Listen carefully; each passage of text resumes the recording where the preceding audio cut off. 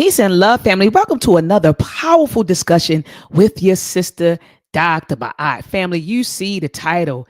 Today is a response to the notion that Black Americans have no culture. And family, you have heard this time and time again. We've been hearing this for decades, right? Black Americans don't have any culture. You all were enslaved and you were colonized. You don't have any culture. And not only have we heard that from I would call external forces, we've also heard that, and it's very, very hurtful from our own brothers and sisters, in the Caribbean and on the continent. They say Black folks over here don't have any culture. And so I had to respond because there was a video that went viral recently of a guy, a brother, and I don't even know if I want to say brother. I'm kind of careful because I do know all skin folk ain't kinfolk, but there was a continental brother by the name of Frank Zanu. And he went viral about a week or two ago for saying that Black Americans have no culture. And so shout out to Brother Phil of the African Diaspora platform. He did a whole breakdown on it. And he talked about Frank Zanu. And so, in fact, I'm showing you a screenshot from his platform. But he researched him, and this is what he found. So Frank Zanu is promoted as a thought-provoking, inspirational speaker. Okay. And so I kind of chuckled to myself when I read over his awards. And it says he has received numerous awards and citations, including in 2011, Outstanding Immigrant Award, right? And so he also has the most outstanding personality for community development. He was awarded that in 2010. 2009, the Black Pride Award. 2006, the Public Leadership Award from the U.S. White House. And 2007, he was awarded the Black History Lecture Award. And in 2005, the Conscious Award. And so I'm not going to read this entire screenshot to you, but it does say Frank Zanu is different. He is intense, explosive, analytical, and deeply thought-provoking. He is a life coach, inspirational speaker, and human development consultant. He does not motivate. He inspires you to have a motive to act. And so that is what he's branded as. But recently, we didn't know all of this stuff. We just knew that he said Black folks and Black Americans don't have any culture. So I'm going to let him speak for himself. Ashe. And then after that, I'll bring on our giant, our master teacher, Dr. Karenga. Here we go. Right. So with time, you become Ebonics. Nobody has anything. They are now still using two English names. They are now having only Christianity as their religion. They can remember their history, culture, traditions, customs. So you have no foundation, is what I'm trying to say. African Americans in this country are the only groups. They have no culture. It depends on who you meet, where you meet them. But currently, there's not an African American culture? No. Yes, there is. What is it? Name two value systems in the African American culture. Value system? Yes. Name two taboos in the African American culture system. Name two traditions, by the way, in the African American culture system. Okay, forget it. Name two customs in the African American culture. Look, I'm being serious. No, but I mean, I'm thinking about it. Yes, there is no value for freedom if you don't understand what it is. The concept of free. You have to have a foundation on which it would balance when you ask for it. Civil right, they give it to you. You have no culture. Nancy, you've been here, born here. Why would you be surprised if I say African Americans don't have a culture? What, twerking? So anything but I feel like African American culture has definitely you say mainstream. No, you say the word, the African American culture. What is it? Okay, fine. Like hip hop, not hip hop. I mean, I don't want to. Look, yes, I feel like you haven't thought about it. It's fine. Don't make things up. I'm not making it up. Okay, I feel like then educate me. You feel. You should know. You were born and raised here. Yes, but I have a. Are you African American? I'm Haitian American. That's correct. Do you see why you were being specific with that? Because anybody who encounters you already knows you before. If they know you are Haitian, at least two things comes to their mind. What is that? If they've been to Haiti, they can look at work ethics and they say, yes, Haitians, I know them. Service industry, they know where they do well. Food, they can say yes. And even language, Creole. Right. And they can say, oh, I love Haitians. Because they saw the culture in abstract before they encountered you. So people go over the bridge of your culture, your tradition, your customs, and that helps them to know how to address it. Exactly. I see. No, you will soon know too, in addition to seeing. So I'm saying to you, any people who ask for these things, which are abstract, freedom, for example, independence, for example, and civil rights, for example, voting rights, for example, you must have a foundation on which these things are going to balance. Because the people there have to uniformly agree with consensus. This is our way of life. The do's and the don'ts involved in our culture. Even if you have to create an artificial culture. Is that why the civil rights movement is considered dead? It's dead and useless. They got it, but they could not balance it on any foundation. If you have pink salt, apple cider. I'm sorry, y'all. This is like a commercial right here. And it's going to give me 1 second. Vinegar and I'm wondering if this is it. I'm wondering, is he going to say anything else? Okay. Japanese suffered in this country. 435,000 Japanese were kept in internment camps. Not a single one killed each other for the 3 years they were there during the Second World War. You understand? Not a single one became a daddy baby or baby daddy while they were in the internment camp, because there was a third object they were focused on: their culture. It has self-determination, customs, traditions. Something guided them to survive. Anything they ask for in this country will be balanced on a foundation for their children. Well, they say Haitian people have resilience. Oh, resilience is not culture, please. Every human being has a resilience in some way or the other. Resilience to survive, to stay alive. Correct. That is why you can see the things people ask in this country, the Irish, the Italians, the Jews. It took a while before the Jews got recognized. Exactly. But as soon as they got it, they balanced it on a foundation. Culture, customs, traditions. These things conjure what should be your taboos, do's and don'ts. Everybody has to recognize it. To the point, if you violate it, I'll call you out. If we can afford, we kick you out of the community because we don't want you to destroy it. But they all went different roles. There's Malcolm X asking for something different. Martin Luther King asked Malcolm X didn't ask for anything. What did he ask for? Segregation. He was talking to his people. Oh, to segregate themselves. Yes. So you can see one group of people who suffer the same experience, yet they don't have a doctrine. And that without a doctrine, which is always balanced on on a foundation of culture, without it, anything you ask for is going to be useless. So African Americans are going to complain until the cows come home as to why they're not getting what they're not getting in America. It's simple.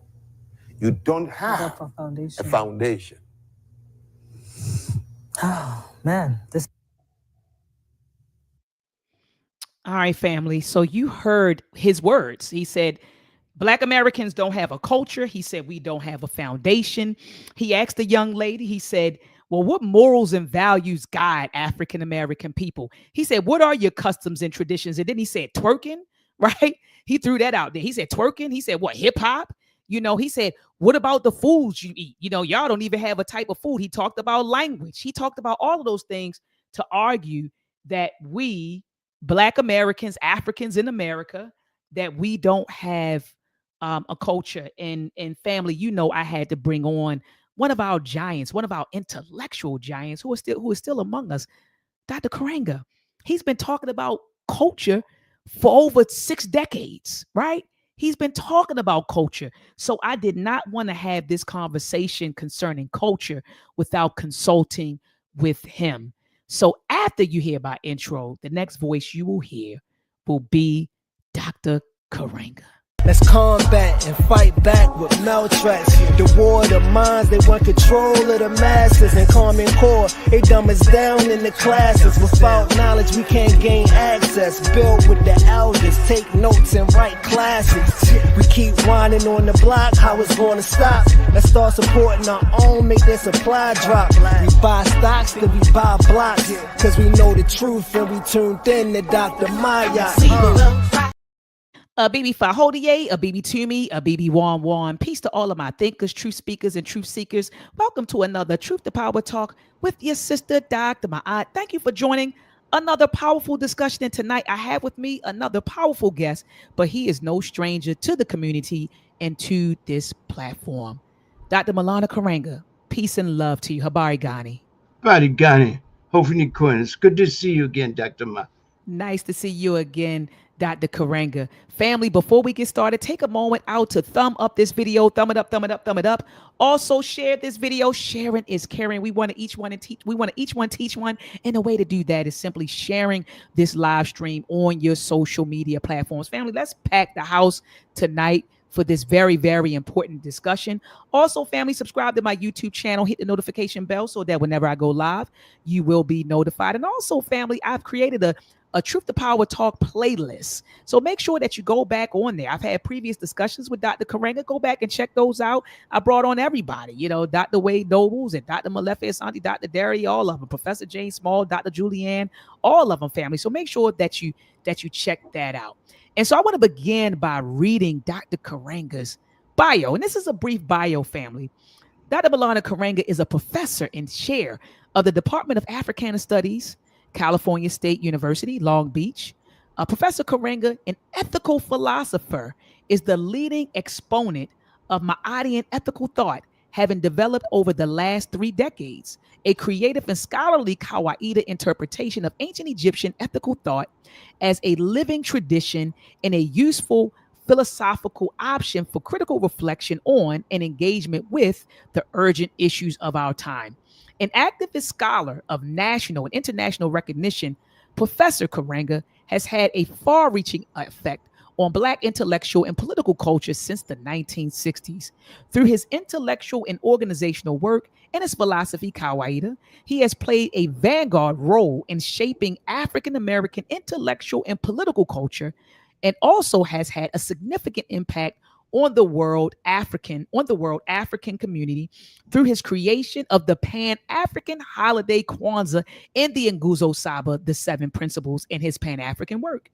He is the author of numerous scholarly articles and books, including Ma'at, the Moral Ideal of Ancient Egypt, a study in classical African ethics, selections from the Hosea, Sacred Wisdom of Ancient Egypt, Introduction to Black Studies, 4th edition, Odu Ifa, The Ethical Teachings, Essays and Struggle, Position and Analysis, an authoritative text on Kwanzaa, a celebration of family, community, and culture. Professor Karenga's research interests and fields are Black Studies theory, history, pedagogy, which I love, family, Africana, continental, and diaspora philosophy, ancient Egyptian, Ma'adian ethics, ancient Yoruba, Ifa ethics, African American intellectual history and ethics studies.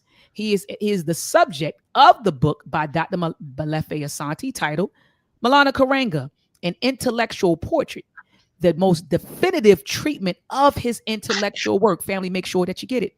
It says, and Professor Karenga is currently writing a major work on Hajj Malcolm X titled The Liberation Ethics of Hajj Malcolm X, Critical Consciousness, Moral Grounding, and Transformative Struggle. Dr. Karenga, thank you so much. Asante Sana for being here with me and my listeners this evening. You're very, very busy. Right now, Dr. Karenga, you all are celebrating your 60th anniversary, right? Could you talk to us about that, Bob? Let's start right there, Dr. Karenga. Start with us there about the 60th anniversary of your organization and of the Nguzo Saba. Yes, thank you so much, Dr. Mott. Again, it's good to be here. Santi, for the invitation. We're always glad to come and share with you and your audience conversation on critical issues facing us as African people. And we need to do this. And so this is our 60th anniversary. We say 60 years and 240 seasons of love, of work, of service, of struggle, and institution building. That's what we've been. And one of the things we call attention to is we've done it with unbudging Blackness. There's a lot of people that started out talking Black, right? But found some way to go into. It's no longer Black power, but green power or something. They just find different ways to walk away from the battlefield before the struggle is won. And so we've held to that. And one of the things that we say is strong for us is that we are rooted in our own culture, in African culture, Black culture, both ancient and modern, both continental and diasporan. And so when we say we're African or Black, when we say Black, I don't usually say Black American. I always say African because I use a culture. I don't say Black American. I say Black people, but I usually say African American just because it's like a formal title, and it shows the culture grounding that's ancient, that goes all the way back to the beginning of time. As I said before, we're the people who stood up first, spoke the first human truth, introduced some of the basic disciplines of human knowledge in the Nile Valley, and taught Jew, Gentile, Hittite, Hyksos, Roman, Greeks, Persian, Libyan, fundamental ways to assert for humans to assert themselves in the world. So I just think it's very important for us to celebrate that, celebrate our long history, and celebrate our history from the 60s. We were founded September the 7th, 1965. I called a group of people to my apartment and began our organization within Nguzo Saba, the 7 principles, a Black value system that now unites us, and is practiced by African people throughout the world, African community, and on every continent in the world, as well as in the Caribbean and of the islands of the sea. So this is a very important moment for us. 60 years of unbudgeting Blackness, 60 years of work and service and struggle and institution building, and demonstrations of love and commitment to our people on the forward journey to liberation and never higher levels of human life. So that's what we're doing, celebrating this. And so a lot of times people are not as familiar with some of the things we've done. Most people know that I created Kwanzaa. Sometimes they want to give it to somebody else or imagine somebody else did it, but everybody know I created Kwanzaa. And then also I created the Nguzo Saba 7 principles. People try to create. I'm one of the few people in the world, actually the only person I know in the world, where people try to deny what they've done. You know, even though there's overwhelming evidence for it, and nobody else even challenges it or puts together the kind of literature that I have done throughout the years. So I just think it is. I give credit, number one, to my organization, because they gave me the context in which I could do creative work, in which they could challenge me, give me creative challenge, give me financial support, sister and brotherhood support, and we struggled together. We built together. And so I give them credit. I give credit also to our supporters and sustainers, our allies. I give credit to our ancestors who gave us this rich culture from which to draw and build on. Because what we really do is practice Sankofa, to reach back, retrieve, and re-engage the best of what it means to be African and human, and use that to ground ourselves, orient ourselves, and direct our lives toward good and beautiful and expansive ends. So that's how we think about culture. And as you know, we put emphasis on culture as the first concern. We argued in the 60s, and we have not moved from that. That the battle we're fighting is the battle to win the hearts and minds of our people. And if we don't win that battle, we can't hope to win any other. That culture is the basis for both recovery and revolution and recovery. If we want to recover ourselves, as Haji Malcolm said, we must, in fact, if we're going to win this struggle, break the bonds of white supremacy, he said, we must recapture our heritage, that's our history, and our identity in order to bring to do that and wage a cultural revolution. And we can talk about that. What is culture? Why we put it at the center, etc. Please, let's with the definition of culture. Could you please define that? What is culture? You know, the guys, Frank, he said, oh, it's a way of life. You know, they don't have a way of life, but he defined it, you know, simply calling it a way of life. But how would you define culture, Dr. Karenga? Yes. See, first of all, anybody can argue frivolous things. And one of the things, I'm glad you didn't ask me to answer what he said, You No. can ask me any question, but some things you can't argue on without diminishing. It's like if someone challenges your humanity, you can't say, I am human. You can't do that because that's a given fact. That's You right. can't live without culture. To say somebody is a human being is to say they have culture. And what is culture? Culture is a totality of thought and, pardon me, culture is a totality of sensitivities, thought, and practice by which a people creates itself, celebrates, sustains, and develops itself, and introduces itself to history and humanity. And what we're talking about, I know there's a long definition, but it talks about sensitivities, aesthetic sensitivities, moral sensitivity, spiritual sensitivity, how we feel, thought, how we think about the world, how we engage the world in practice, right? How we build, how we reshape the world in our own image and interest, our world, not other people's world, but our world. All that is culture, right? You cannot live without creating culture. What we did in our organization, we challenged the quality of our culture. And sometimes we made it exorbitant claim, y'all don't have the culture. But no, they have the culture, but it's affected by the dominant society. And what we want to do is get back to black. If you remember, that was one of our calls, get back to black. Mhm. We can't step forward until we step back to recover ourselves, to reconstruct ourselves, and to capture what has been taken from us. But even in that, we are creating culture in our resistance. And our culture is a culture of resistance. So culture, I repeat, is a totality, all the thought, all the sensitivity, thought, and practice by which a people creates itself, celebrates, sustains, and develops itself and introduces itself to history and humanity. We actually create ourselves.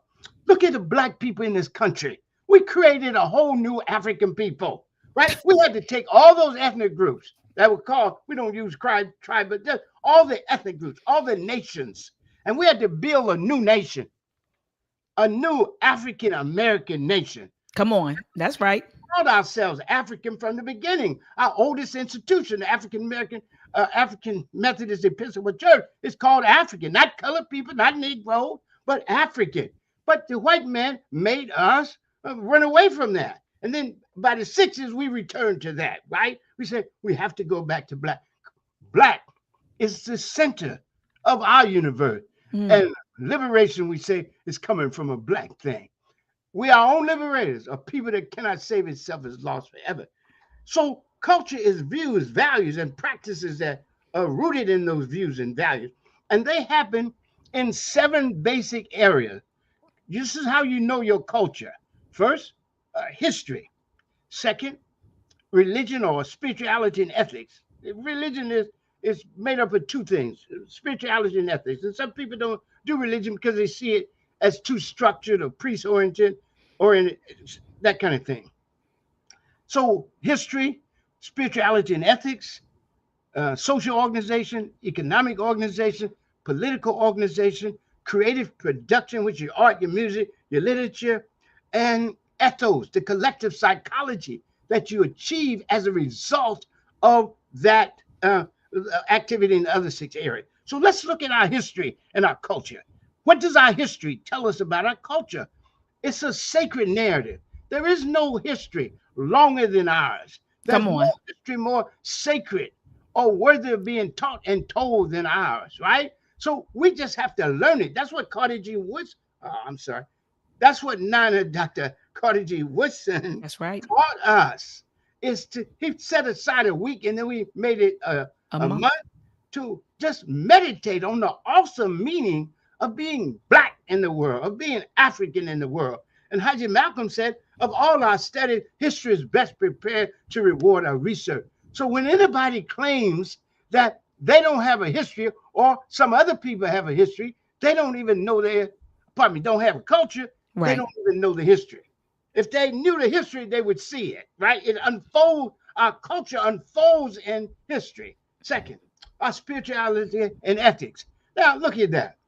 There's no people on the planet more spiritual and black people, more concerned with the relationship with the divine. And there's no people that are more known as a social and moral vanguard than black people. Everybody in this country, right, has used at one time or another references to black to make their case. Yeah. Say Yeah. just like the black people, because we fought and won battles with our allies that not only further our liberation struggle, but opened the door for others and expanded the realm of human freedom in this country and the world. And we're known as that. That's part of our identity. That's right. What I told you is that culture is the way we create ourselves, right? Celebrate and sustain ourselves, but also how we introduce ourselves to history and humanity. And we are known by humanity as a moral and social vanguard, right? So that we see people of color in this country referring to black people. This is black people, gays and women and disabled people and senior citizens say like the blacks, right? Because we have created a culture of resistance, a culture of spiritual grounding, a culture of ethical concern second to none. Rescue me if I'm wrong. If a person doesn't know our ethical text, if a person doesn't know our religious and spiritual song, they don't know gospel. If they don't know the spirituals, if they don't know rhythm and blues, if they don't know jazz, then they can foolishly say and ignorantly say you don't have a culture because they don't know this, or I don't just tripping and want to make an argument easily, or hey, and this is key, they are students of our oppressor. And we say our oppressor must never be our teacher. Let's go to the next thing, social organization.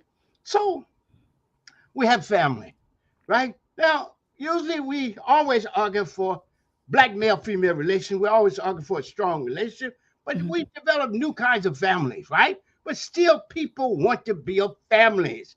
Even if they're single parent, even if they change character, black people want to relate.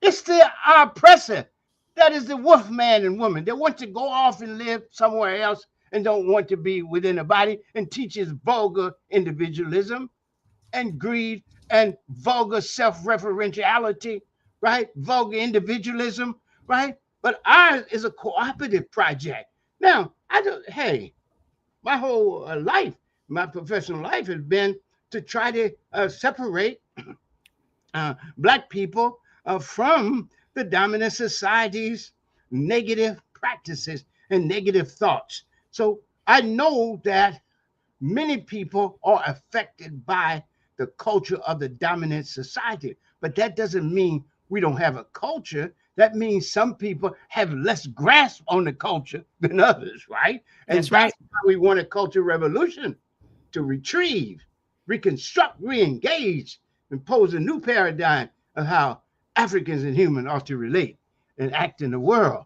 So if you look at this, you look at this social organization, it also has to do with building community, right? We didn't really destroy our community, just woke up one day and say, hey, our community ought to look like this. That's socioeconomic conditions. There's a structure in the society, the pathology of racism. This is a sick society. Our foremother, Nana Faneuil Heyman, said, America is a sick society, and the man is on the critical list. That's the white man, the oppressor. They have created a pathology of oppression. So this society is both pathological and pathogenic. Pathology means it's sick. Pathogenic means it produces sickness. And so that's why it's so important to change it. You can't really get totally well in a disease situation, in a pathological situation, if you will. Okay? And so the whole idea of community being disrupted by the drug trade, right? By police violence, by mass incarceration. So many things have happened to us.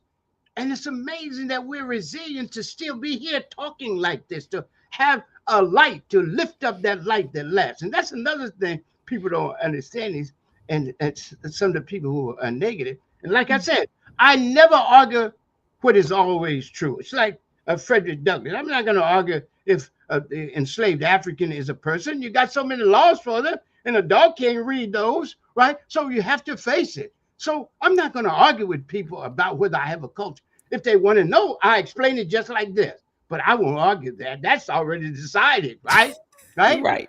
And so what we want to ask ourselves is what happened? And that's the question of oppression. And that doesn't mean I deny agency. And the final analysis, regardless of what they do to us, we must not only survive, we must prevail. We must overcome against all odds and adversaries, regardless. Against all, we must prevail against all odds and all adversaries, regardless. That's part of our culture, this culture of resistance I'm talking about. And I want to go back and let you know, when I say that resistance, I don't mean just opposition. That's the first part, but there's three parts to resistance. First, opposition to our oppression and oppression. Second, affirmation of ourselves and our culture, right? And affirmation of the beautiful human ways we walk and work and express ourselves in the world. Reaffirming that each people and culture is a unique and equally valid and valuable way of being human in the world, right? And we embrace that about ourselves.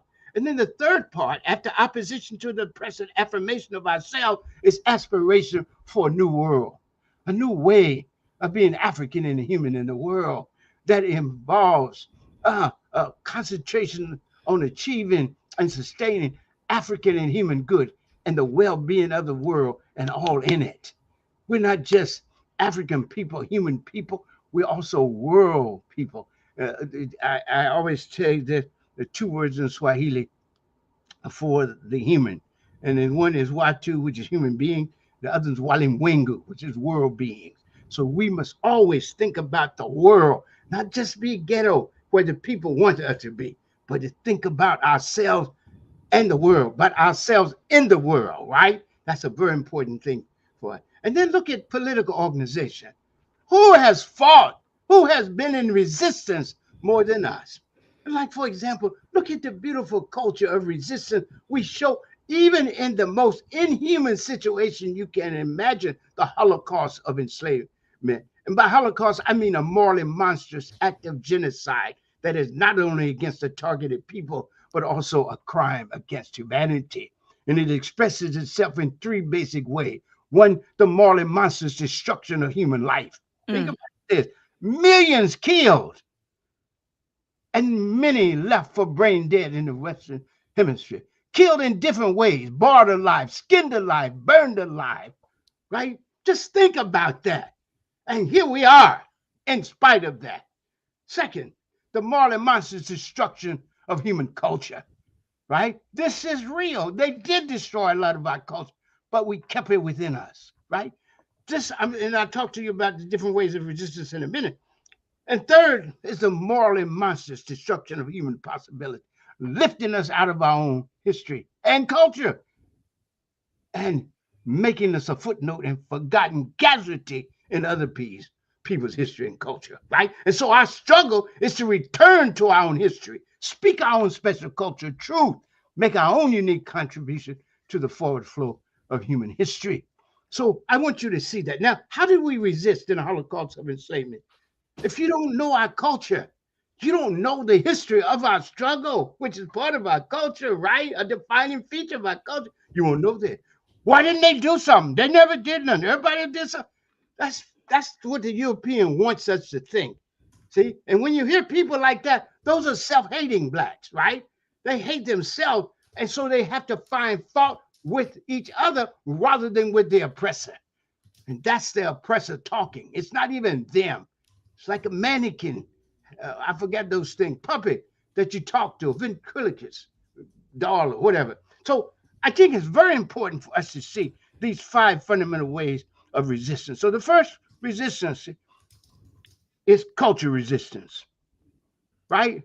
And that means holding on to your values, holding on to your sense of humanity in the most inhumane situation, our deep spiritual grounding, our care for each other, right? Our sense of community, our sense of the right, our remembrance of and cherishing freedom, because we're going to stand up and build a freedom movement that becomes a model and mirror for the peoples of the world, not just in this country, but in the democratic struggle in China, the liberation struggles in Africa and Asia and Latin America, liberation struggle in Palestine, right? Our struggle becomes a model for these people, even in Eastern Europe. The Arab Spring, they sang our songs, borrowed our moral vocabulary, and posed our struggle as a model. Who tells us we don't have culture? Please. We don't have culture. Right. Right. Please. Right. So you want me to continue? Please continue, Dr. Karenga. I'm just listening to you because everything you're saying is so right. We've been the model, we've been the blueprint for other groups of people across the world, and then you turn around and say we don't have any culture. But keep on going, Dr. Karenga. Yeah. I'm listening to you. We can't keep saying they say that because we don't want to advertise them. That's right. Advertising ignorance. That's right. And self-hatred. That's right. But people can say that and don't have to have no reason. They just put a person that don't know on the spot, and it shows the necessity of us learning. So we can answer. So we can answer the question. Not to defend ourselves, but to define ourselves. That's right. That's the second principle. To define ourselves, to name ourselves, to create for ourselves, and to speak for ourselves. So I said the first resistance in the Holocaust of enslavement is cultural resistance, holding on to our humanity, to our values, right? That's right. Second, and our memory of freedom and justice and goodness. The other resistance, of course, is day-to-day resistance. Breaking tools, destroying crops, right? Running away, attacking our oppressor, right? That's day-to-day resistance all the time. Third, abolitionism, joining the movement to abolish enslavement, right? Another, immigrationism, leaving the country, not just going to Canada, but also to Mexico. There's a whole history of that. People a lot of times don't know that as well as going to Canada, but that a lot of blacks went to Mexico because Mexico outlawed enslavement before the U.S., right? And gave blacks and Native Americans who went there free land and a little taxation or none in order to build resistance communities on the border. And then, of course, there's armed struggle, the fifth kind. And there are several kinds of armed struggle. First, we have ship mutinies. We know most about the Amistad, right? But there are other ship mutinies. Absolutely. Revolts. Enslaved people revolted. The count is 250. If they say it's 250, you can always double that because you know they lie, right? So the reality is that we fought everywhere. We fought on the ship. We fought on the beach, and we've been fighting ever since. That's right. Then, of course, after that is Maroon Society and guerrilla warfare, going into the dismal swamps of Georgia and South Carolina and forming alternative communities, resistance communities, going back, rescuing people and constantly attacking. Absolutely. And then, of course, Afro-Indian, Afro-Mexican relations and struggle, and then finally Afro-Native American relations and struggle, building a nation like the Seminoles, but working with Native American. They were our first allies, and the first revolt was with Native Americans and Africans. So I just think it's very important for us to know that. Now, the next is literature. I mean, creative production, your art, your music, and literature. Look, the white man outlawed us reading and writing. And yet, in less than 100 years after the Holocaust of enslavement, we created a world-class literature second to none. Come on. That's at the core of our culture. Come on. Tell me who has a better literature than ours. Hey, we got to do. And look at our music. It becomes a model all around the world. Some of it, of course, is commercial. And the rest of it, I don't want to get into that. I think we need to talk about that, though. Absolutely. And make sure we don't reduce our music to one form. Right? That's right. That's right. That's important. And you got to ask why the Europeans are supporting that and not our classical music. Right? And by classic, I mean the best of all our forms, whether it's spiritual or gospel or blues or rhythm and blues, right? Any of those, or even our work song. Why don't we talk about those? Why do we talk about this one form of music? We can't do that if we got a serious culture, right? So we got the culture, we just got to embrace it and talk with it.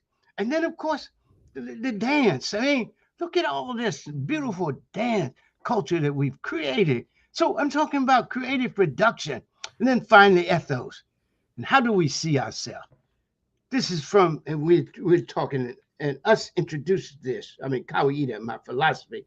Kawaida is an ongoing synthesis of the best of African sensitivities, thought, and practice in constant exchange with the world. That's a philosophy I created while I was still in grad school at UCLA, working on my PhD. I began to develop this philosophy, and I've developed it ever since. And it is the philosophy out of which I created both Kwanzaa and Nguzo Saba. And one of the things that is important here is Kawiya says that our first conception of ourselves at its best is that we're fathers and mothers of humanity and human civilization. Not just humanity, they can concede that, but the fathers and mothers of human civilization also. And that's what I did my second dissertation, demonstrating the contribution of Africans to world civilization, not Greek, not European, world civilization. Now, the second, the second identity we have is fathers and mothers of, pardon me, sons and daughters of the Holocaust of enslavement. What did I say? I skipped economic organization. Tim Murray told me. So we do have economic organization. We have a mixed economy. Our best economy is cooperative, and we did cooperative during the Holocaust of enslavement. And when we got out, we had mutual aid society. Yes. We felt a strong cooperative initiative in the South during the Black Freedom Movement. But we started being so affected by capitalism. That's what's taught. But if we're going to get out of this problem we have, we're going to have to practice Ujamaa, the fourth principle, right? And then Nguzo Saba. We can talk about that in a minute. But that's an economic. I'm sorry I skipped over that. No, no problem. No problem. No problem. Is my house, my companion, my wife, my companion, all things good, beautiful, and sacred. And so let me know I skipped economic. So back to ethos. So I first said we're fathers and mothers of humanity and human civilization. We're sons and daughters of the Holocaust of enslavement. We're authors and heirs of the reaffirmation of our Africanness in the 60s. And we are also a social and moral vanguard for this country and the world. A central social moral vanguard for this country and the world. So those are 4 identities that represent the best of our culture. And I want to stop right here in case you or your audience have questions. Response. Oh no, I think that you did a wonderful job. How many components to culture did you name? You said it was seven. And I think that you did an awesome job listing those 7 components and then giving examples of how we satisfy those 7 components of culture. I also do love, Dr. Karenga, how you said, don't give shine to ignorance. Just be able to answer the question. Just be able to describe your culture. What is your culture? What is culture? Just be able to talk about it and to define it. So I feel like you're giving us the tools to be able to say, no, this is what our culture is. It's 7 components. And these are examples of how we satisfy these 7 components of culture. I do want to, because when we were talking on the telephone, you named different kinds or different types of culture. You said it's a national culture, a communal culture, and a popular culture.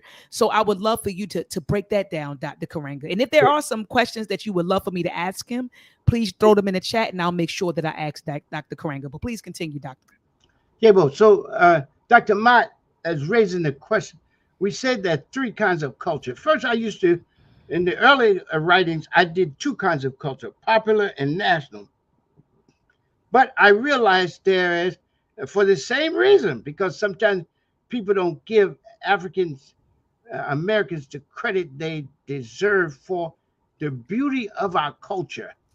And so there are 3 kinds of culture. There is, for us, communal culture. That is, every people has communal culture. That's the culture that the community creates just living. Right? If it's something like cooking, like, we got a special food we call soul food. In fact, that's a culture.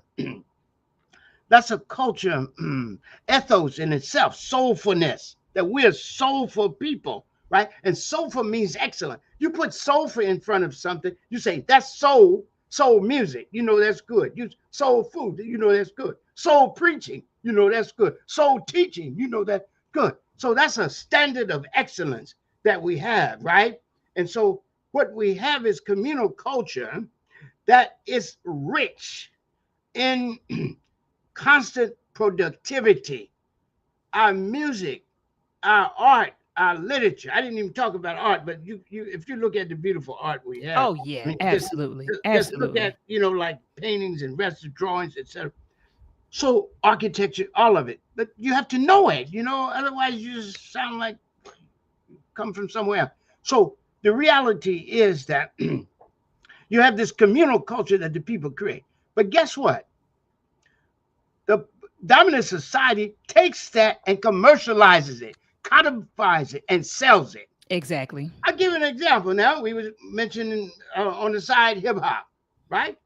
You know that the hip hop we talk here now is not like the hip hop that first started. That was black and conscious, right? That's And that right. was a political message, right? That's We call right. it righteous rap, right? Right? And it came out of the struggles in the 60s and had a consciousness like that. But people were able to refer it back to African ways of doing music. But also people like King Pleasure and Clean Head Eddie. Uh, they used to always talk when they sing. They do. Joe Williams used to do that. Ella Fitzgerald. People used to just talk when they sang, man. So that's what that is: talk, sing, and talk. So I just think that we have to get into the depths of this beautiful culture we have and started using it to That's right. ground ourselves, orienting ourselves, and directing our lives toward good and expansive end, and not find ourselves on our knees begging from our oppressor, which way is up and down, right? Or taking a trip to Sweden and looking for answers. So I think it's very important for us to remember that. So we have this communal culture that's a source of all the other culture. So it's commodified and distorted in popular culture.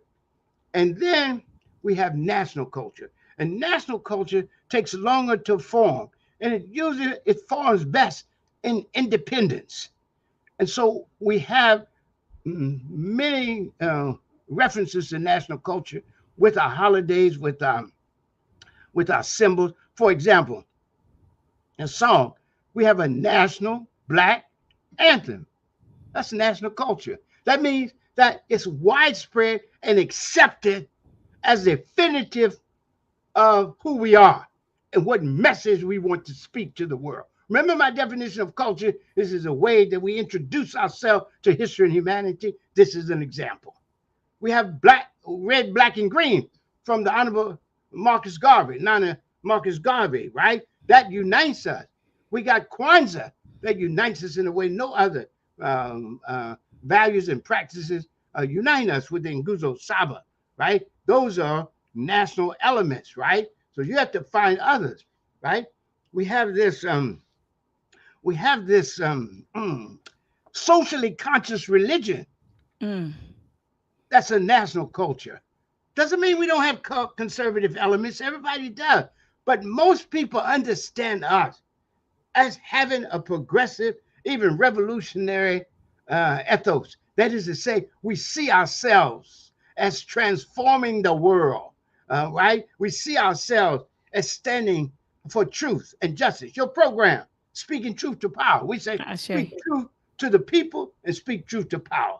Make sure you speak truth to the people, so when the people speak truth to power, they'll know they're saying it for themselves and not for others. And so those leaders will know they're speaking for the people and with the people rather than something else. So we have to speak truth to the people.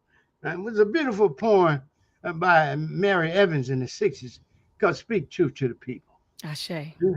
We have to speak truth to the people, speak freedom to the people, speak justice to the people, speak love to the people. Mm-hmm. We got to be on the people, because if we do the power, and sometimes it's like we're going to ask them to do something they're not doing. It's like we're walking into a hospital and asking, why are all these sick people here? You can't do that. We know the oppressors, right? So we can't be shocked by their oppression.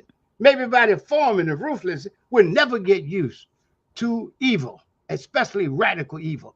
And I'm glad, because what the oppressor wants is to make us see evil as ordinary. He cultivates the ordinariness of evil, like just killing millions of Native Americans, and we don't talk about that. That makes white people uncomfortable. We can't talk about the Holocaust of enslavement and millions killed. That makes them uncomfortable. We can't talk about the genocide going on in Gaza. That makes them uncomfortable. Well, hey, comrade, if it makes you comfortable listening to it, what do you think it makes people do feeling it and experiencing it? That's right. That's Hey, right. so let's continue to struggle, keep the faith. So we have these three cultures.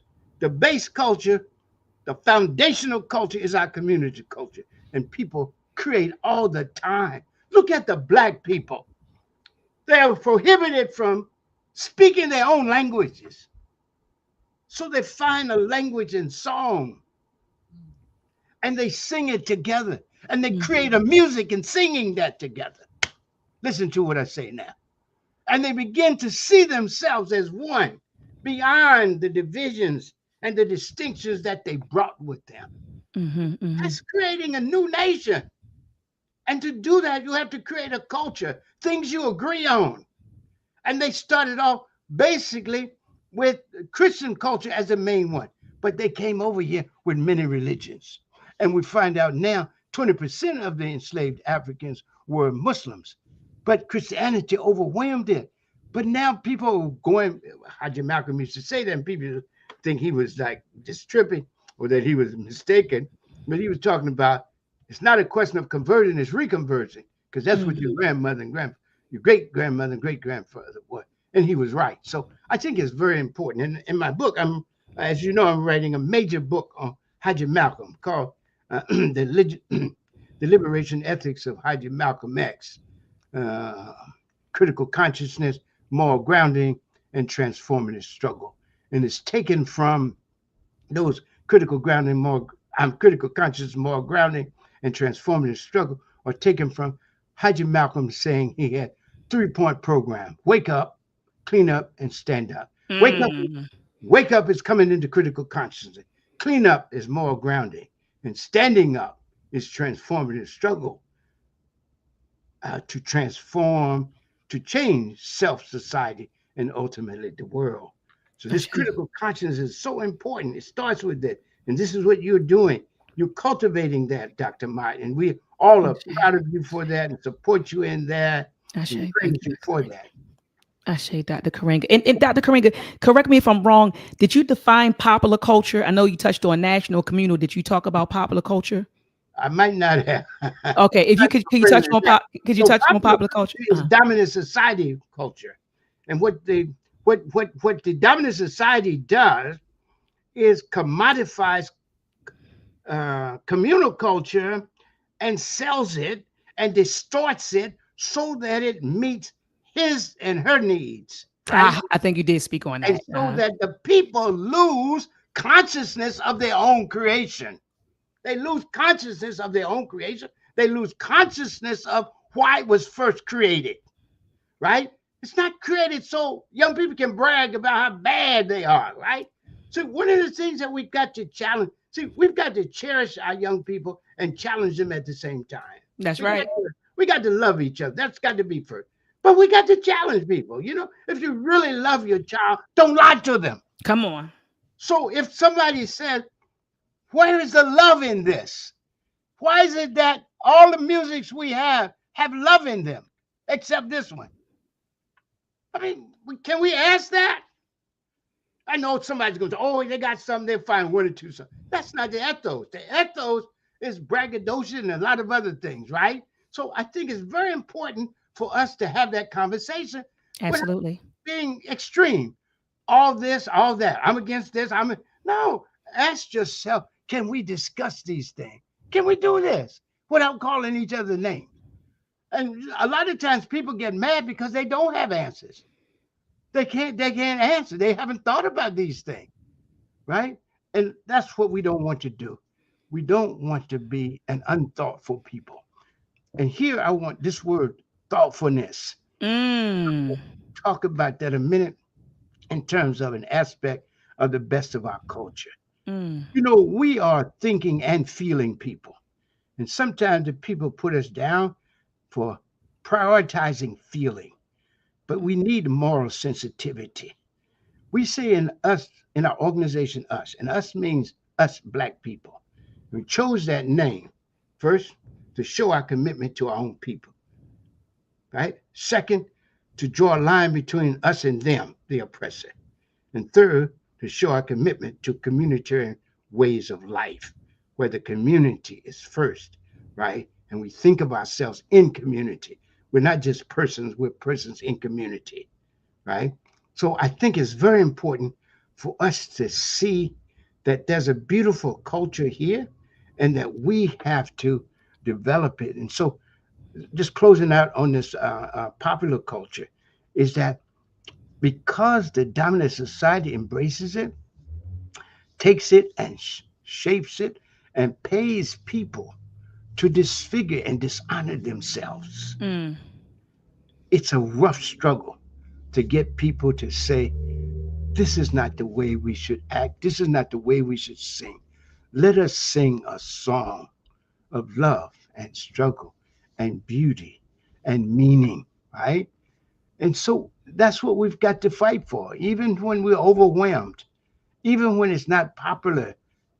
See that word popular? Even when it's not popular in our own culture and it's popular in the popular culture, we still have to resist it because in doing that, we reaffirm ourselves. We not only oppose the evil, we affirm the good, and we show the model of the world we are working and struggling for, a good world of inclusive and shared good for everyone. Ashe. Dr. Karenga, let me ask you this. Could you speak on how culture is not it's not static, it's dynamic. It doesn't, it does evolve, there, I think that a lot of brothers and sisters in the Caribbean, they look at our culture and they say, you know, I think that people have this idea. I don't even want to talk about what they say, right? Because you said don't talk about what they say. I think that folks think that when you create a culture, which is a system, that it's like a standalone thing. It's an isolated system, something that you all just create independently of anything and everybody else. I don't think, Dr. Karenga, that people understand that we may create a culture, but that culture may be a result of our contact with other groups of people and what they call a transcultural or cultural exchange. Like things happen. You may adopt elements from other people's culture. It even happened on the continent, Dr. Karenga, even with our brothers and sisters on the continent from different ethnicities who came in contact with each other. There was a cultural exchange where there may be some elements from your culture that I have implemented into my culture and vice versa. I think that people believe that when we develop a cultural system that is developed in isolation. Can you talk about that, Dr. Karenga, how culture is developed? Mm-hmm. Yeah. Culture is an ongoing and endless process and practice. Mm-hmm, mm-hmm. And it changes according to several factors: how we think about how we should assert ourselves in the world, how processes and historic events pose a challenge for us. And we have to think in different ways and we have to do different things. For example, I'll give a good example of that. Um, so, and first I'll give an easy one and then I'll talk a philosophical one. Easy one would be the instruments. So the white man, when we first came over here, he wouldn't let us even do drums because he saw messages in that, right?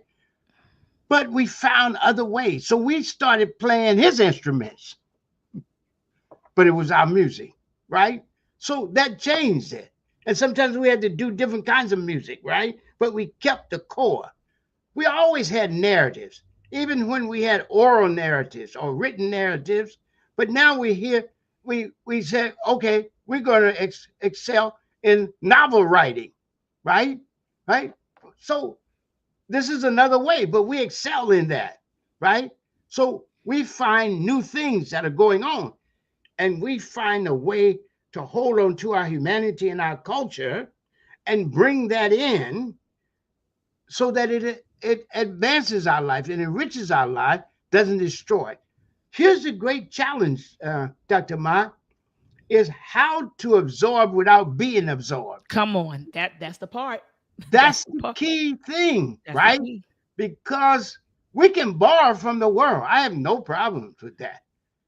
But the world can't borrow us, right? We have to, in fact, absorb without being absorbed. We Absorb. have to keep our core. And that is why I said, and I said in the 60s, I say now, one of the greatest things we can do, one of the most revolutionary things we can do, is to constantly dialogue with our own culture, with African culture, continental and diaspora, right? Ancient and modern culture, and ask, what else can we learn? What else can we do? Always thinking ahead, looking at the future while solving issues in the present. For this is our duty, I've always said. Our duty is this: to know our past and honor it, to engage our present and improve it, and to imagine a whole new future and to forge it in the most ethical, effective, and expansive way. And we cannot do that if we don't constantly change while holding on to our core. Holding it to our core. Hold on to the core, but be able to develop as the situation requires, as new knowledge comes up, as new reasoning. Another example is this: sexism. Even though a lot of fundamentalists don't want to admit it, we had sexism in Africa, right? Let's just face it, Yeah, right? yeah, it was absolutely, Dr. That's Karenga. a historical problem, right?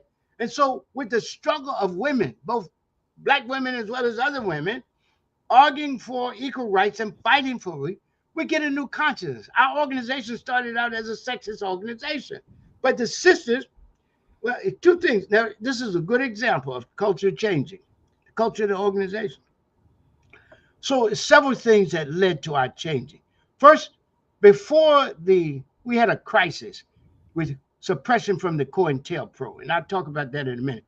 So I just want to show you how culture can change. This is organizational culture, but it's also community culture. So we believed in male dominance. It was like everybody did: the church, the mosque, right? The corporations, the political groups, the leftists, the Marx. Everybody had men in control all around the world, right? But the women began to have these conversations, and they challenged us. And one of the print, they wrote an article, and they talked about from the women's side of the circle. Here's some concepts we have to deal with, and they use Ujima as a fundamental principle to critique sexism. How can we build the world together if we're not equal? Mm, And if we're complementary, we have to be equal in complementarity. We can't be inferior, that's right? right. And they began to argue for equal rights. Now, at the same time, we were having these arguments, and they were good arguments. I mean, you didn't have fight and draw down. We had a different kind of organization, and we still do. So what happens is, at the same time, the COINTELPRO began to put a lot of pressure on us, put a lot of us in captivity on Trump charges, including myself. They also drove us in exile. Some of our people are still in exile. They drove us underground. Some of our people are still underground. So they left space for our absence, left space for the women to come. Now, two things I want you to notice about this. All One, right. that the women were already doing these things without recognition. That's why they could go in easily, without friction, without uh, confusion or anything. They knew these things. They were there with us, right? And so they knew that. They knew how to lead, but they didn't get the same recognition. But they were on every committee. Now, in our organization, since the 70s, women outnumber our men in leadership positions. But that took time. Now, first was an organization that had the conversation. Second, an organization that had the values that would support that conversation. And then a turning point in which we had to concede, and women took the leadership, and they gained a new and wider respect for their ability.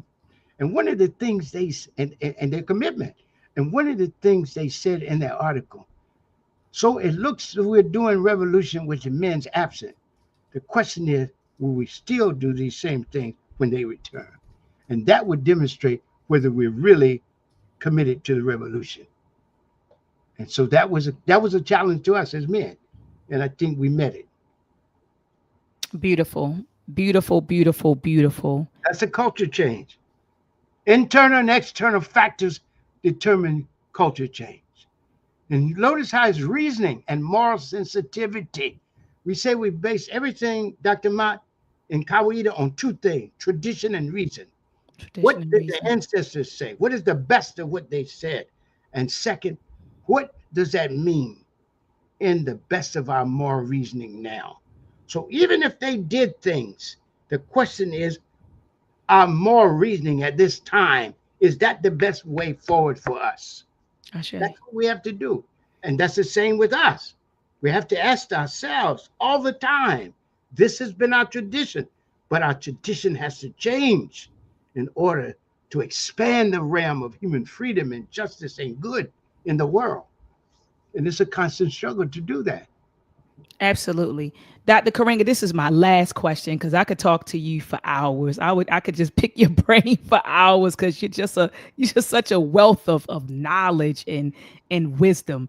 And so this is and family, if you have a question, drop the question in the chat. I will ask them any question that you have. So please drop your questions in the chat. Dr. Karenga, you mentioned national culture.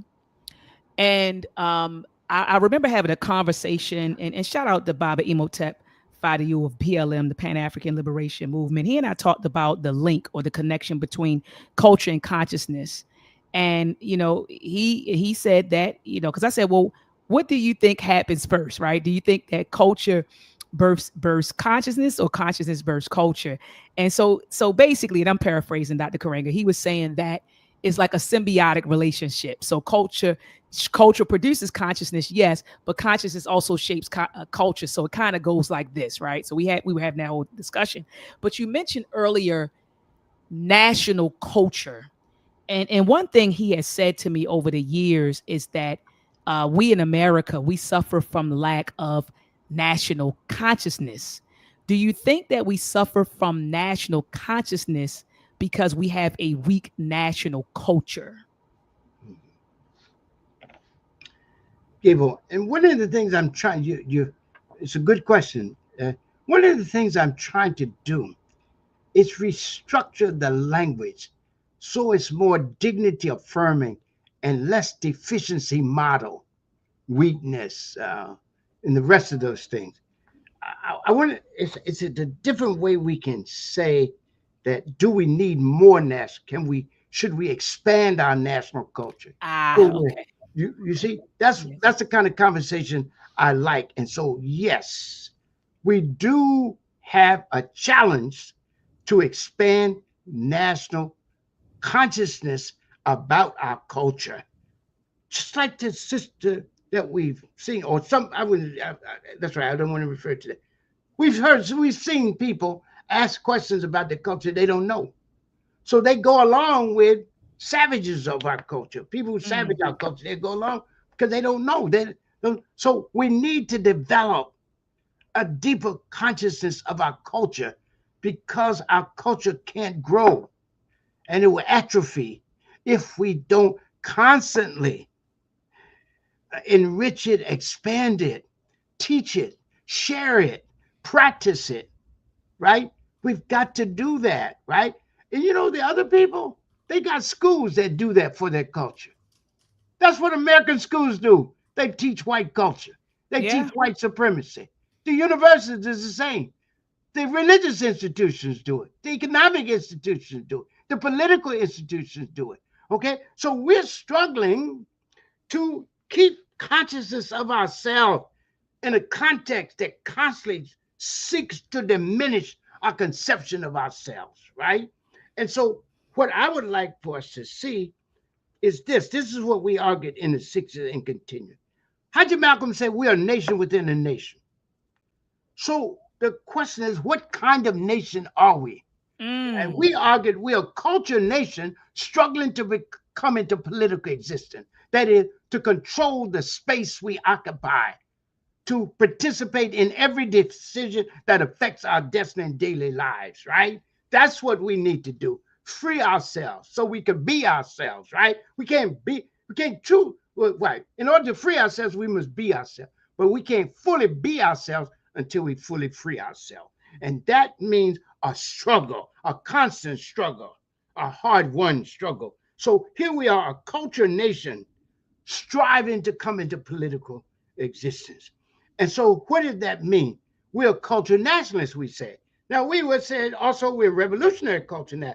People try to make a distinction between revolutionary culture nationalists, like they're the best kind, and then the culture nationalists, they're the bad one. No, you can't really have a serious nationalism without culture. There's no real nationalism without culture. Let's face it, right? So we have to base ourselves in our culture. But when people say revolutionary nationalism and pose it against culture nationalism, they're mixing two things. Revolutionary, reformist, progressive, those are qualities of social motion. And any nationalism can be radical, reformist, backward, retrograde, etc. Mm. Just like Christianity or Marxism, all those. You couldn't say Stalinism was progressive Marxism, right? Let's face it. So I think we have to face the fact that you can't talk about quality of motion and pose it against area of emphasis. Culture is an area of emphasis. There are four kinds of nationalism: political nationalism, economic nationalism, religious nationalism, and culture nationalism. All of those can be revolutionary or backward or reactionary or progressive or any other thing, right? Let's just face that, right? So we say we're revolutionary culture nationalists, but we're culture nationalists first. So what is it, culture nationalism? Culture nationalism is based on three fundamental principles. One, that the defining feature in any nation or people is its culture. That's right. Second, that for people to be itself and free itself, it must be self-conscious, there's a conscious, self-conscious, self-determinate, and again, rooted in its own culture. Can't be self-determinate and self-conscious if we don't have the culture. And third, that the quality of life and the success of our liberation struggle depends upon the people waging cultural revolution within and political revolution without, resulting in a radical transformation of self, society, and the world. Most of the revolutionary conversation is about changing society and the world, but ours is about changing self, society, and the world. And why do we say that? For the same reason that Nana France Fanon says. True decolonization is not only the end of colonization in the land, but the decolonization of the person too. That we must, at the end of colonization, must not be the freedom of the land, but also the decolonization of the person. Mm. How do we decolonize the mind and heart of That's the people? right. Of the people. And that's a consciousness issue, and that's a struggle issue. And that for us is a fundamental struggle. And we said until we win that struggle, liberation is not only impossible, it's unthinkable. unthinkable, yeah. And what you can't conceive, guess what? You can't achieve. You can't achieve, Ashe. Yeah, so we have to imagine a new world, put it together on the best of our sensitivities, thought, and practice. And don't ever let people make you feel funny for feeling. Feeling wrongly is wrong, but feeling good, that's what we call love. That's the highest good feeling, right? So we can't just think love. We have to feel it, right? If you don't feel it, it doesn't work, right? You got to feel it. But we got to think about it too, right? Because we want to bring the best, because that's friendship as love. Who wants the best for the person, thinks the best for the person, does the best for the one person, and wants to share the best with the person. So that's friendship and love.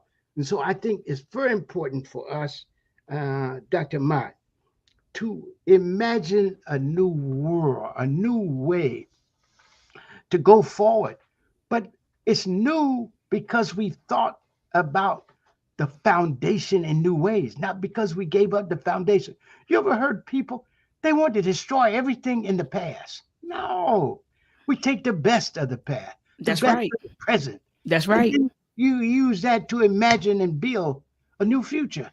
That's what we need to do. I'll never give up our culture. I'll never give up our foundation. So I don't, you've heard me say this before. I don't walk into the room and sit at the table naked and in need. I come fully clothed in my own culture, That's right. able to speak my own special culture Cultural truth, truth. and make Ashe. my own unique contribution to whatever conversations is on the table. Ashe. Dr. Karenga, we have a few questions. Brother Brad Patterson, he said this may be a clueless question, but did Dr. Karenga and Dr. Clark ever share time together in their work? Oh, yes. This is a sad story, but I'm going to try to do it nice because remember, I'm always positive. Yeah. When we first met, Dr. Clark really used to praise me all the time. In fact, at Clark University, when we met, see, as y'all know, if you know your history, you know we are the initial founders of ASCAC. We called the conference, we sponsored it, paid for it, held it here in Los Angeles, gave it its first literature, its symbol, right? All of that, right? And I called all of them. I singled out Dr. Carruthers because he was the only one that knew the language and the history, right? And I wanted somebody that knew the language like I did, knew the history, and that we could work together and build. Because I wanted ASCAC to be an instrument of the movement, an intellectual instrument of the movement, like Black Studies, right? And so we had good conversation. I invited Dr. Clark as well as Dr. Ben. I invited them all to Long Beach. Dr. Carruthers to build the conference. I invited all the major people, including Dr. Wade Norbert, right? Dr. Nathan. I brought them all to here. I even had Dr. Clark stay at my house. Gave Dr. Clark one of my best statues. You know, I don't want to be small-minded, but if he got mad with me, he should give me that statue back. That statue, that statue was a nice present, and I thought I'm giving this to this man because I believe he, you know, I could never call him that, but Dr. Jake Carruthers, may the good he left last week. Nana Jake Carruthers used to call those people scrappers. They put together what they had. They didn't have all the information. They didn't know the language, but they put together what they have. Now, of course, people make them like, it's a different way. But the reality is, little by little, they became jealous of me. And then they began to character assassinate me and do a lot of other things. I won't do that with them. I think, what they did was important. But I think that they had some issues they needed to work out. And that's the best I can do for that. I won't go into calling them names and all that. Yeah, no, that's They not. did me though. You see, they talk brother bad about the brother here, But look at me. That's Am I right. bitter? No, I've already had that with the Panthers, with the white man. I had not just the oppressor, but haters. Okay, That's right. tyrants, handmaidens of the oppressor, all doing that. But I said to our people, we have to continue the struggle. We have to keep the faith. We have to hold the line. We have to do what is good. We say irregardless. Irregardless. Dr. Irregardless. Dr. Karenga, Black Dr. Phil said, ask Dr. Karenga, what does he think of the new Black African descriptor, foundational Black Americans, which appears to be a major cultural movement or consciousness? He said, thank you. So what are your thoughts about that whole concept of foundational Black Americans, FBA? Well, appreciate what you said, if I understand correctly. I think that there are some things in it that we could find unity with, but there's some things we can't find unity with. I don't want to. I know there are distinctions in Africans, all right? Right. There are Africans, there are diaspora Africans, right? So there's no disadvantage of saying that. And there's some interests we have that continental and Caribbean Africans don't have, and some interests they have we don't have. And sometimes we refer to them more than they refer to us. We're the most Pan-African people I know. There's nobody in the world more Pan-African than us. Think about it now. We refer to more of our sisters and brothers in the diaspora and on the continent than any other country, any other people. You tell me in the chat or after I leave, tell me somebody else that talks as much and is positive toward uniting with other Africans as African Americans. That's something to be proud of. That's something to keep and hold up. I'm not giving that up. But, like, for example, let's take the reparations issue. So, certainly, if you're talking about reparations, the people who had the first injury has to be considered first. But that doesn't mean other people don't require reparations also. But you have priorities, right?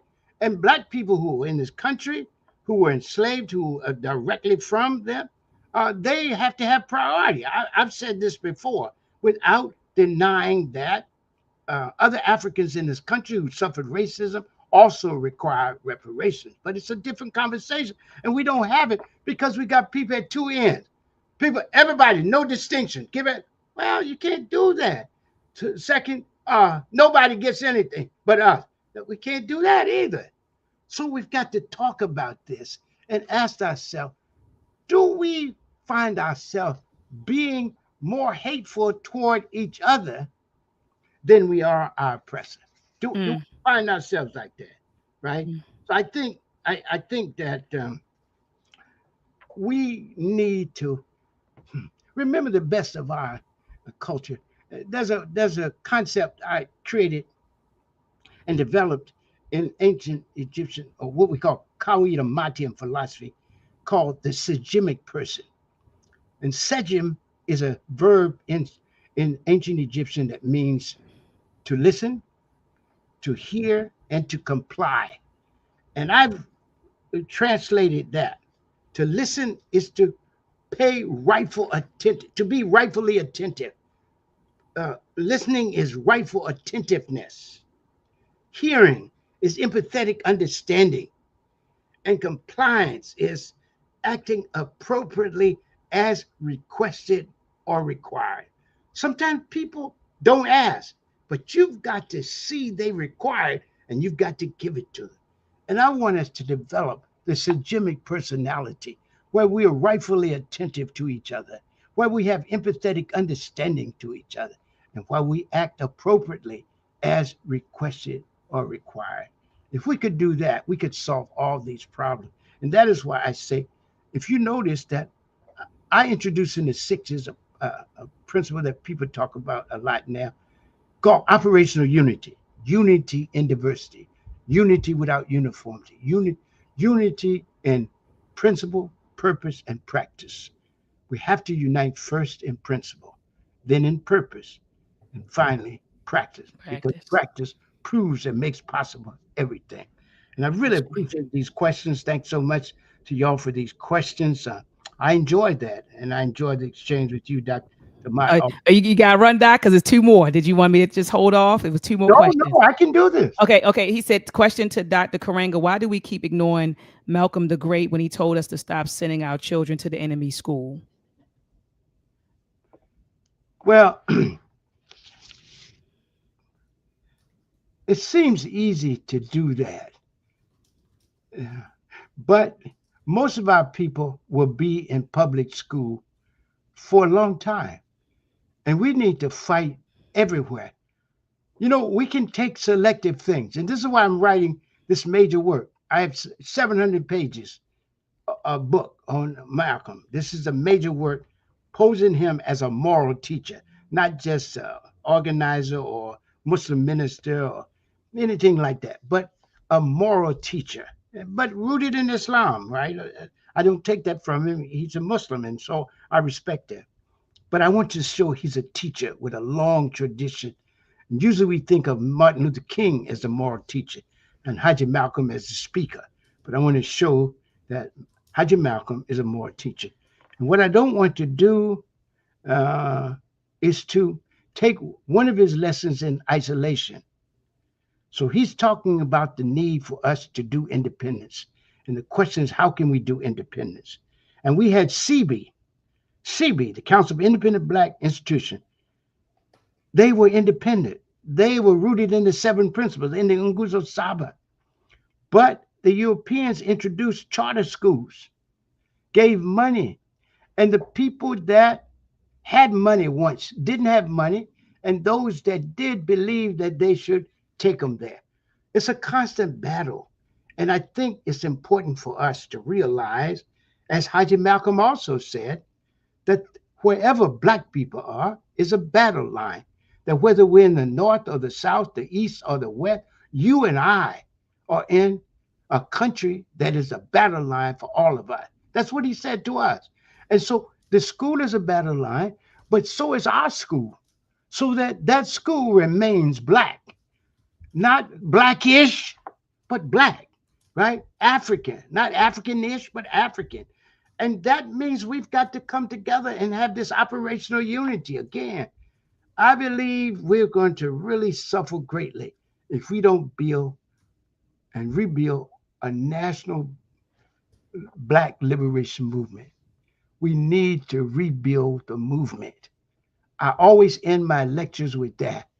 Let us continue the struggle, keep the faith, hold the line, love and respect our people and each other, practicing Guzo Saba, seek and speak true, do and demand justice, be constantly concerned with the well being of the world and all in it, and dare help rebuild the overarching movement that prefigures and makes possible the good world we all want and deserve to live in and leave as a legacy worthy of the name and history African.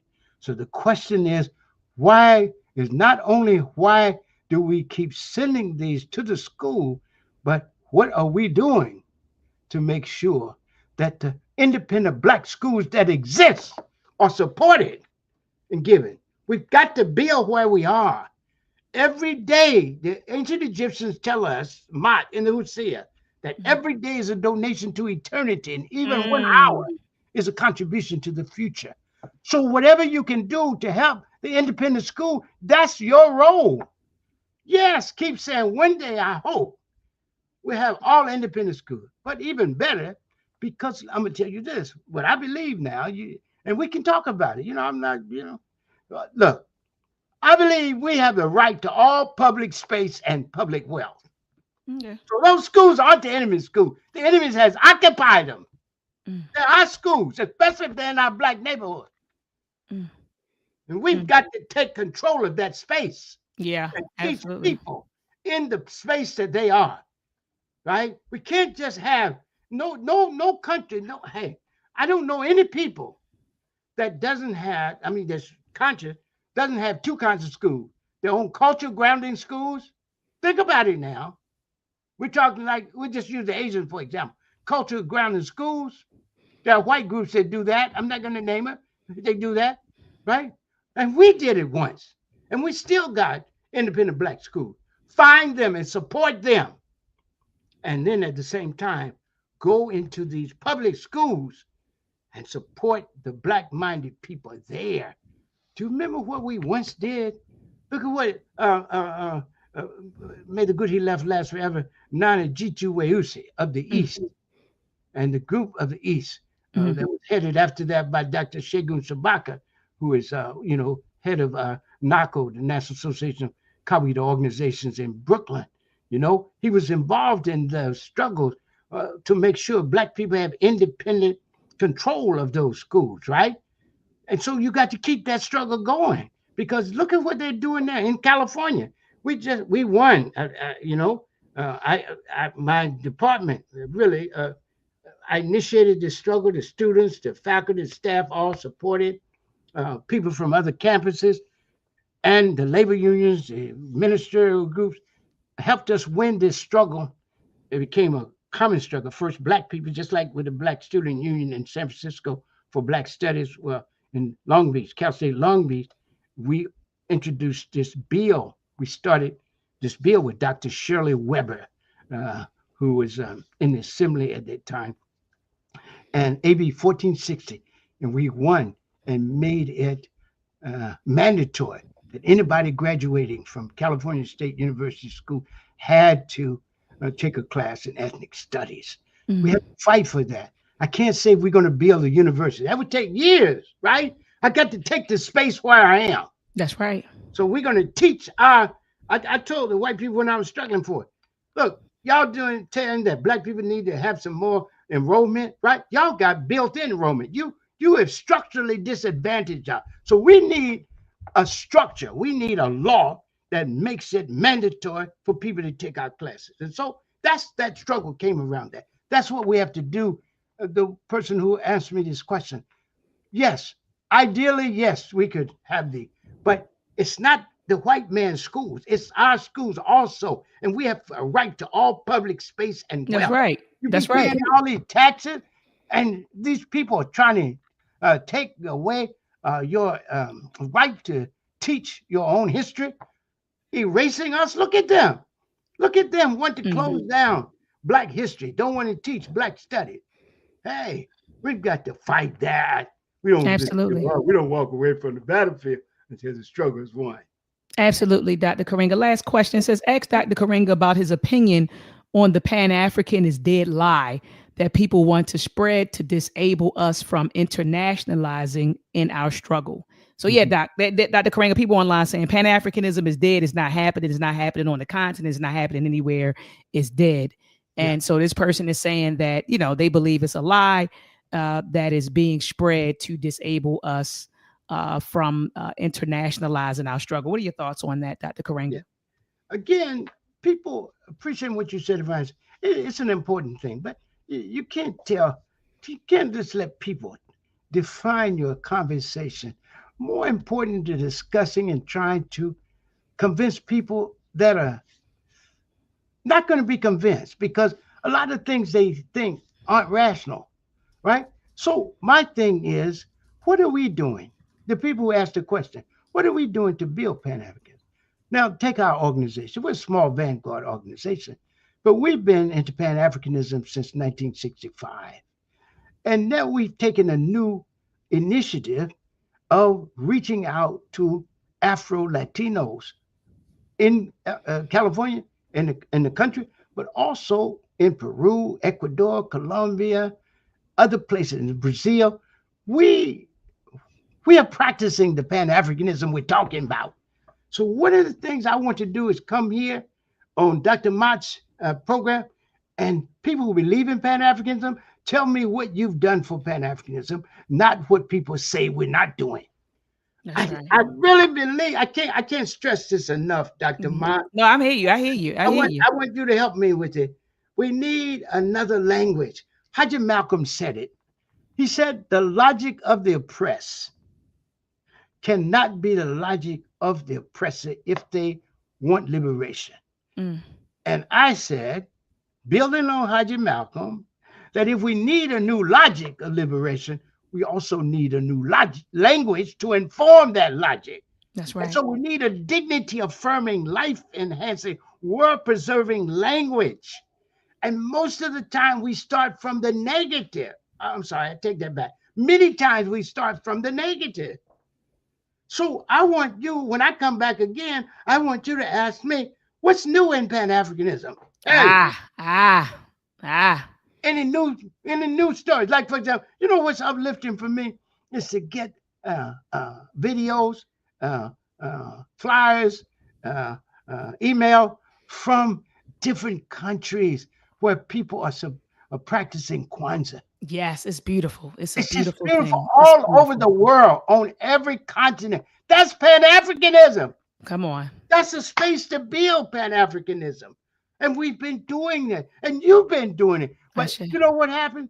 Because they make us always answer idiotic questions, we don't focus on what we're doing. Absolutely. One last point. I told you this on your program before. I like science fiction. I like to look in the future.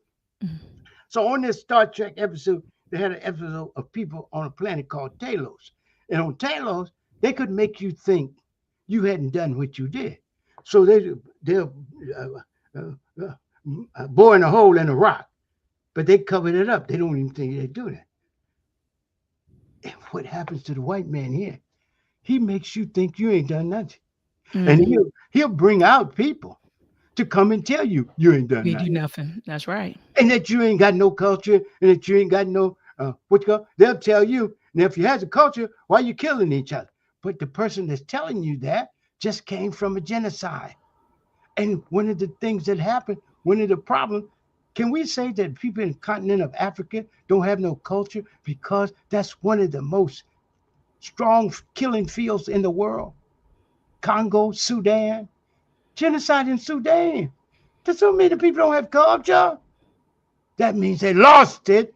The rapid support force and the army are killing the people because they've adopted European culture. The people still got their culture. That's right.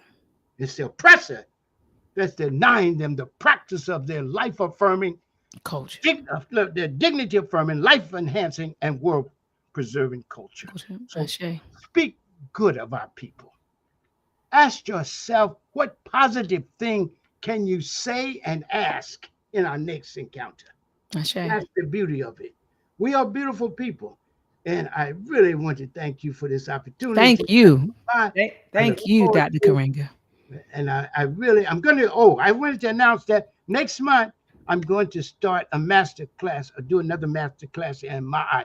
And I would like to invite your audience to come, your listeners to come. Yes. And certainly, I want to see you in the front row. Oh, I'll be right there. I'll be right there, Dr. Karenga. And as soon as you send me the information, I'll make sure that I relay it to my audience. Let me drop a bomb for Dr. Karenga. Fire! Fire! Fire! Fire! Fire! Spit nothing but fire, nothing but jewels, nothing but wisdom. And so Dua, Asante Sana, Madawo Ase, I just appreciate and I thank you from the bottom of my heart for taking time out. Because you, like I said, you're celebrating your 60th anniversary right now. You could be with your organization, but you said, I won't go to that. I'll come here and I'll be with you. And I just want you to know that I don't take that lightly. Please send my love to Seba Temoyo. Tell her thank you so much, and Dua, for sharing you with us, because you could be spending time with her, your family, but you're right here on this platform and you've been with us for over 90 minutes. And so I thank you, Dr. Karenga. I thank you. And Dr. Karenga, I'm looking forward to that article on culture. Okay, I can't wait. First of the week, I sent you a text. First of the week. And I can't wait. Returns the love and respect and appreciation to you and your people in equal measure. Ashe. Thank you so much. I really appreciate it. I really appreciate you. Asante Sana, Dr. Karenga. Stay strong. Continue to keep the faith and hold the line. Ashe. Abarigani. Ashe. Family, you heard from our great Dr. Maulana Karenga. You heard from him. Family, I'm telling you, every time I call him and I speak to him and we talk, it's just, he's just a wealth of knowledge, just a wealth of information. And I mean, we got to pick the brains of folks like that while they're among us. You understand? I mean, that's what I do. I'm just encouraging you to do the same thing. Pick the brains of those who are wise, those who are our elders, our scholars. Pick their brains while you can. Make space and time for them to speak, to edify us, right? Because in edifying us, they are uplifting us. They are advancing us. And so it's just an honor for him to come on this platform. He's done a lot and he's still doing a lot. And he's been talking about culture since the 60s. So now you understand why I didn't want to have the discussion on culture without consulting with him first. And that's what we got to do. And I read all of your comments in the chat. And, it's some of the stuff, like I see you paying AFAM scam. You're in the chat and you're like, well, ask Dr. Karenga about the 3 to 4%, only 3 or 4 or 4% of Africans came to America. And you said, ask him that. Matter of fact, let me pull up your question. Because I don't want to butcher what you said. This is what you said. Here you go, man. You said, ask Dr. Karenga, if only 4 to 6% of slaves in North America were imported from Africa, then where did the majority come from? Note, there were Black indigenous tribes already in existence. I wouldn't ask him anything like that because I am a student of Dr. Karenga. I could beat you up intellectually on that. And I would just say, stop looking at TikTok videos and looking at the videos from your favorite YouTube personalities and pick up a scholarly source on a transatlantic slave trade? Because this is an easy answer. Even you started off wrong. If only 4 to 6%, you started off wrong. So that's why I didn't ask him that question. Some of those questions that were asked, his students can handle that. Okay. So that question was bananas. And then I see you, Pathway New Horizon. This is what you said, and I don't want to butcher you. Where are you, Pathway?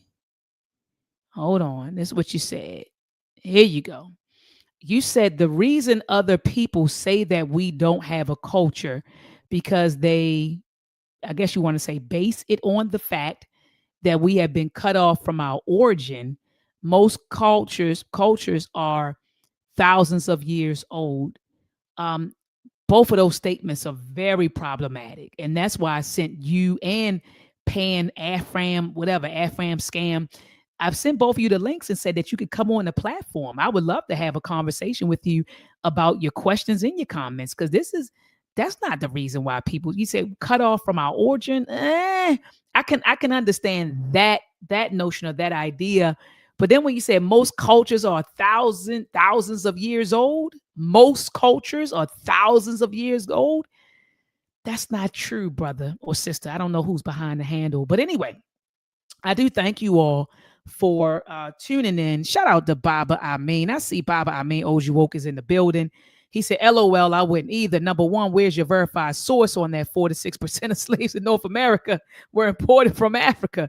Yeah, Baba, that's why I didn't even, I couldn't ask Dr. Karenga that.